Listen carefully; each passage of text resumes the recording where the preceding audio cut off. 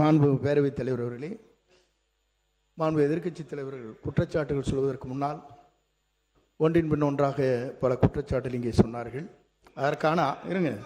அதற்கான ஆதாரத்தை உங்களிடத்திலே தந்து அதற்கு பிறகு அவர் பேசியிருக்கிறார் என்பதை நான் அறிய விரும்புகிறேன்.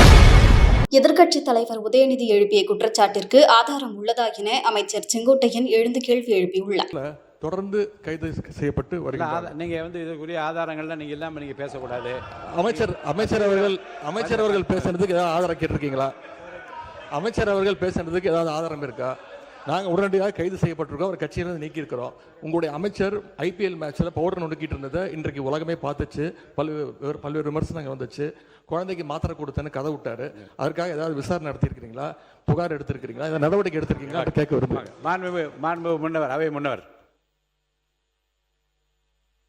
மாண்பு பேரவைத் தலைவர் அவர்களே, மாண்பு எதிர்க்கட்சித் தலைவர்கள் குற்றச்சாட்டுகள் சொல்வதற்கு முன்னால் ஒன்றின் பின் ஒன்றாக பல குற்றச்சாட்டுகள் இங்கே சொன்னார்கள்.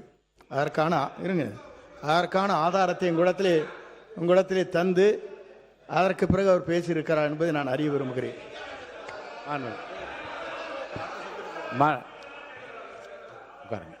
மாண்புமிகு சட்டத்துறை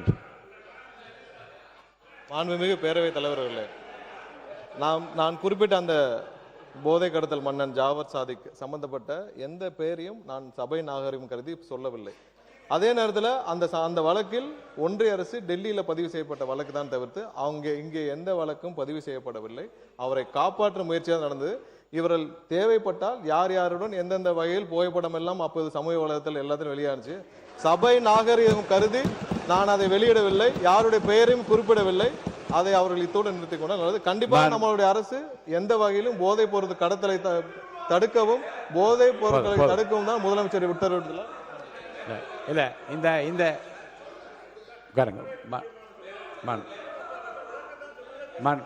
உறுப்பினர்